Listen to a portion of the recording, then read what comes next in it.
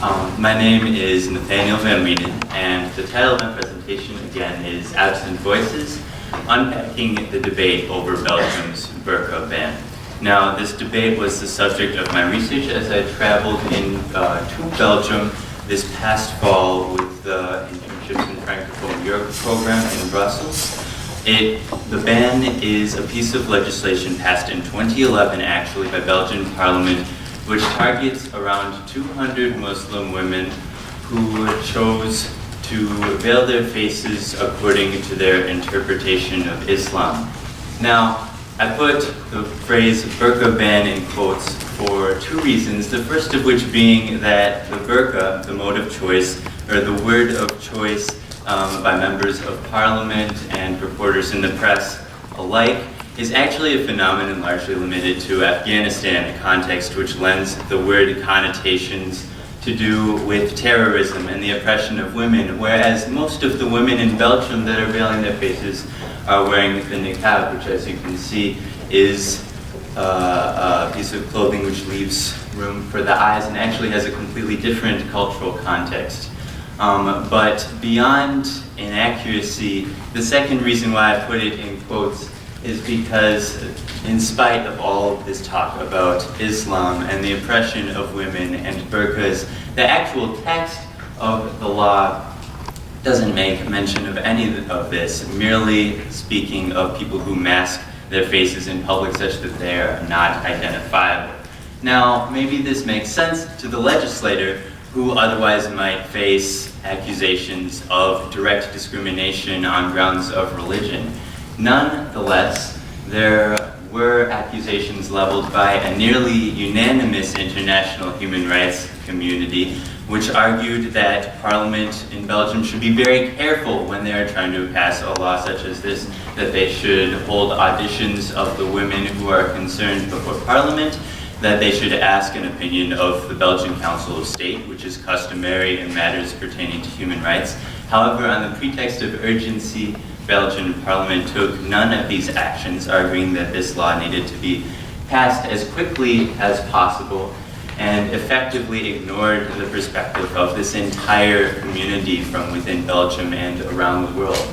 As research associate interning at the last of these organizations, Belgium's Center for Equal Opportunity, I had the chance to conduct interviews with members of another group which was completely ignored by members of parliament, that of Belgian Muslims themselves. One of my most interesting, I think, and most important research questions was, what is the Belgian Muslim perspective, especially since it was hardly present during the debate. There were only 5 public positions made by individuals and associations from the Muslim community, these positions largely revolving around 2 main arguments. The first being about fundamental rights, arguing that this law constitutes an infringement of fundamental rights. It violates the freedom of expression and the freedom of religion for these women. Some argued that it opens the door to perhaps further violations of these freedoms, perhaps banning the hijab or other public expressions of religiosity. One Muslim interlocutor even suggested that Belgium had joined a select club of countries who, in an effort to protect the dignity and liberty of women, deny these same women certain liberties. This select club also including countries such as Iran and Saudi Arabia.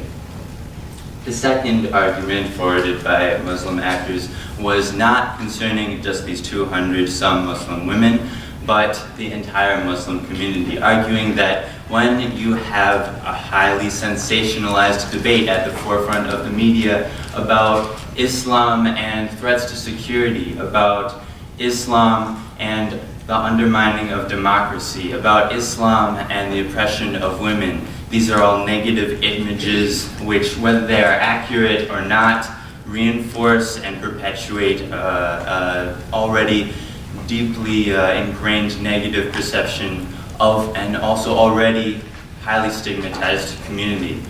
Because of this, one might suppose that Muslims would be very interested in getting involved in the debate and expressing their perspective. However, this was not the case. Many of the Muslims who I spoke with argued that this is un faux débat, a false debate, not just because their perspectives weren't even included in the debate. One of the reasons for this is that the Muslim community in Belgium is not highly politically engaged. Most organizations are theologically oriented, dealing with the administration of mosques and such tasks. And so those organizations who are involved in the political sphere pay close attention to what they say. And especially in a case such as this, where we are truly dealing with a minority within a minority. And while Muslims may agree generally that this is an infringement of human fundamental rights, they don't agree necessarily with the controversial theological positions held by these women, and so many are reluctant to act on their behalf. Furthermore, there are many more pressing issues facing the Muslim community. There's a widespread debate on the hijab currently going on in Belgium, but also issues which concern all Belgians, such as the struggling economy and issues of inequality of men and women generally in areas such as discrepancies in pay, issues which affect all Muslims but especially impact marginalized communities such as the Muslim community. Finally, if in spite of all this one chooses to speak on behalf of these Muslim women, there are significant risks. Pictured here is Eva Brems, who is a human rights professor as well as the only member of parliament to vote against the law, while 129 members of parliament voted for the law and 2 abstained. When she voted against the law, and she was also perhaps the only member who could speak to the issue, having conducted the first and only survey of these women in Belgium. She was vilified in the press, compared to a Nazi, and became someone in parliament with whom you could not speak. If this is how a highly educated white professor and member of parliament is treated when they speak on an issue such as this, how are Muslims going to be treated who try to take part in the debate? In this way, the entire perspective of the Muslim community was not only discouraged, but those who did take positions were characterized as religious fanatics, as extremists, and completely delegitimized. However, my argument today is not just about burqas and Islam in Belgium or in Europe. The lesson that I took home from this is about a set of questions that I think we can afford to be asking more often.